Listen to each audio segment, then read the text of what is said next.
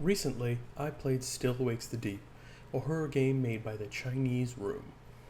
While I enjoyed my time with it, I also found myself struck by how short it was.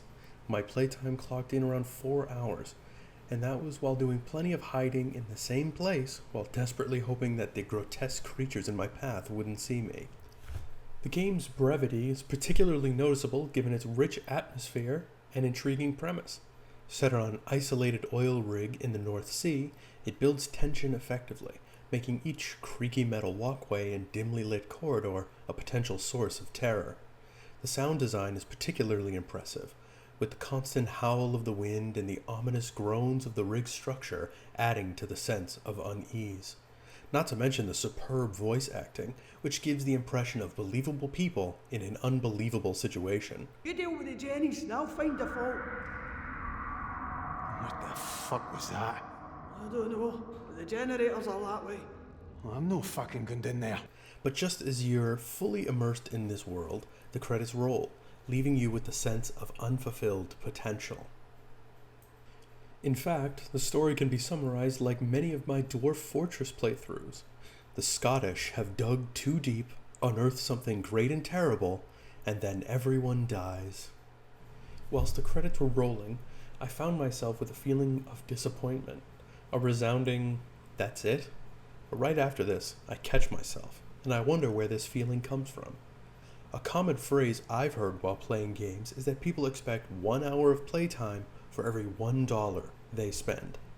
Though this saying is one I've echoed myself, even if internally, I can't help but feel that it's an unfair one. Not only that, but it contributes massively to the problems I find myself having with most games. This expectation of value based on playtime is something that's unique to gaming. We don't apply the same metric to other forms of entertainment. Nobody walks out of a 2-hour movie complaining that it should have been longer because they paid $15 for the ticket. We don't expect books to have a certain number of pages based on their price. So why do we hold games to this standard? What other medium is expected to provide such a value proposition? Certainly not TV or movies, which host a collective few hours at most for a season or film. So why video games? Why must they alone boast massive open worlds with 40 plus hours of gameplay? This obsession with game length has led to a trend of bloated games, padded out with repetitive content to meet an arbitrary hour count. It's a problem that affects both big budget AAA titles and smaller indie games, albeit in different ways. AAA games often expand their worlds to unreasonable sizes, filling them with cookie-cutter side quests and collectibles. Indie games, on the other hand, might stretch their core mechanics thin, repeating similar challenges or puzzles to extend playtime. This is similar to Still Wake the Deep's "turn this valve" or "use this screwdriver to open the door" gameplay. This problem for me is exemplified in a game like 2015's Mad Max, where you play as the titular Max, who is scouring the Australian wasteland in search of scrap, insignias, and hood ornaments. Now, to be clear, I don't necessarily have a problem with collecting scrap, or whatever other material, in order to upgrade Max and his magnum opus. That's the car, by the way. However, what I do have a problem with is the drip feeding of the upgrades and the sprawling open world that is honestly quite boring to traverse. The game's vast wasteland, while initially impressive, quickly becomes a chore to navigate. The slow trickle of upgrades stretches out the gameplay, not through engaging content, but through repetitive tasks and artificial roadblocks. It's a clear example of a game padded out to meet the perceived expectations of length, rather than focusing on delivering a tight, engaging experience. In Mad Max, you spend hours driving across barren landscapes, occasionally stopping to clear out nearly identical enemy camps or collect yet another piece of scrap. The car combat, while fun at first, quickly becomes repetitive as you face the same type of enemies in similar scenarios over and over and over. The story, which could have been a compelling tale of survival and redemption, gets lost in the endless sea of side activities and collectibles. This issue isn't unique to Mad Max. Many open world games fall into this trap, filling their maps with repetitive side quests, collectibles, and activities that add hours to the playtime without necessarily enhancing the core experience. It's quantity over quality, and it can lead to player fatigue and diminished overall enjoyment. Take Assassin's Creed Valhalla, for example. It's a game that can easily take over 100 hours to complete fully, but how much of that time is spent on meaningful, engaging content? How much is just running from one map marker to the other, completing similar tasks in slightly different settings? The sheer size of these games can be overwhelming, leading to a sort of open world fatigue. On the flip side, we have games like Still Wakes the Deep that can feel disappointingly brief. These games often have rich, immersive worlds and intriguing narratives, but they end just as players have become fully invested. It's like being served an exquisite appetizer, only to be told that that was the entire meal. This brevity can leave players feeling shortchanged, especially if they paid full price for what amounts to an evening's entertainment. It's a delicate balance. Too short and players feel unsatisfied. Too long and the game risks overstaying its welcome. Short games face a particular challenge in the current market. Players might hesitate to pay full price for a game if they can finish it in a single sitting, even if that experience is high quality and memorable.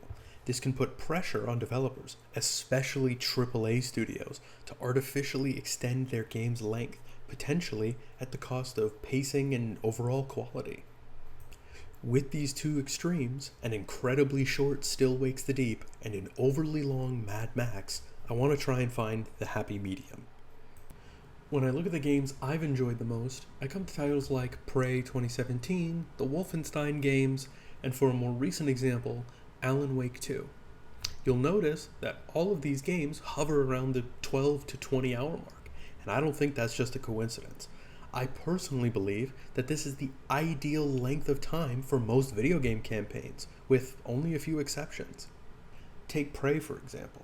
This immersive sim set aboard a space station offers a tightly crafted experience that respects the player's time. Its 15 to 20 hour campaign allows for deep exploration of its interconnected environments, complex problem solving that encourages engaging with game mechanics, and a well-paced narrative, all without overstaying its welcome. Wolfenstein: The New Order is another great example. Its roughly 15-hour campaign tells a compelling alternate history story, balancing intense action with quieter character moments like Blasco's many monologues, and it provides enough variety in its levels and enemies to keep players engaged throughout the whole experience. Alan Wake 2, with its 15 to 20 hour playtime, manages to tell a complex, mind-bending story across two interconnected campaigns. It introduces new mechanics and story elements at a steady pace, ensuring that players are consistently engaged without feeling overwhelmed by the sheer amount of content. There are several reasons why I think this 12 to 20 hour game length range hits the sweet spot for most games. Number 1, pacing. This game length allows for well-paced storytelling. There's enough time to develop characters, build the world, and create a satisfying narrative arc without resorting to filler content.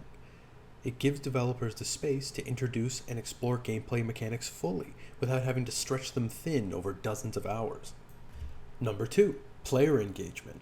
It's long enough to be immersive and give players a sense of value, but not so long that it becomes a chore to finish. Players can reasonably complete these games within a week or two of casual play. This makes them accessible to people with busy lives who might otherwise struggle to commit to much longer games that are not quite as valuable. Number 3, development focus.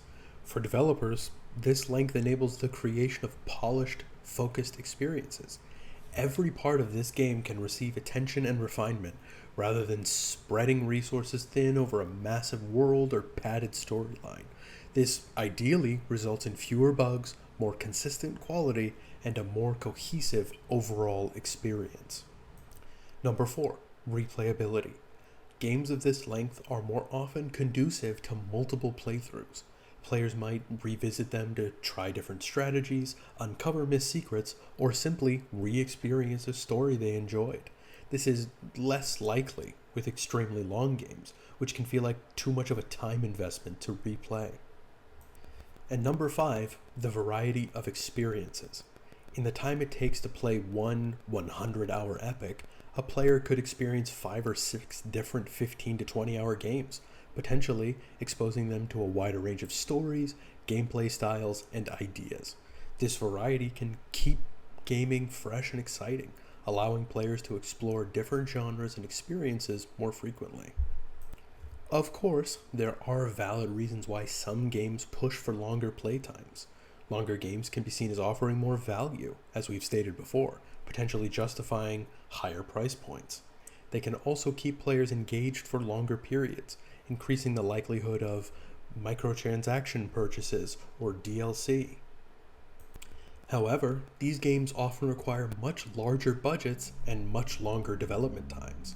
This can lead to less creative risk-taking, as publishers are wary of investing so heavily in unproven concepts. Shorter, more focused games can allow for more experimentation and a greater diversity of experiences in the gaming market.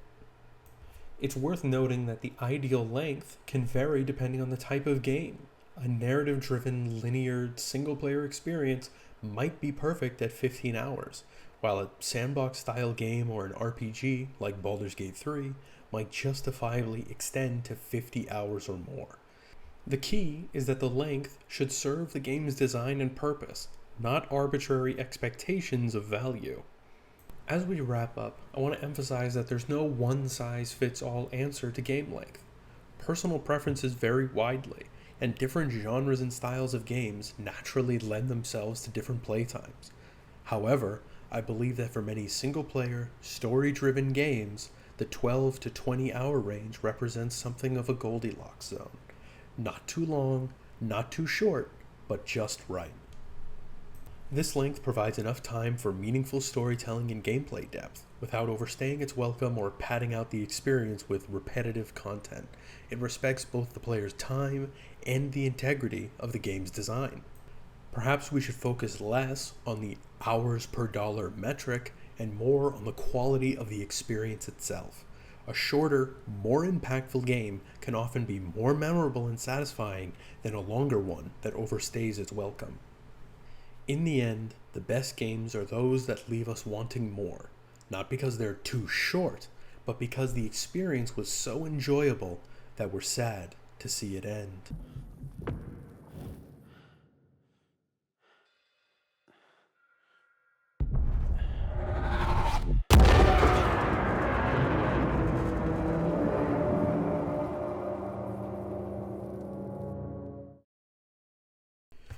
All right, so that was my, basically first ever video.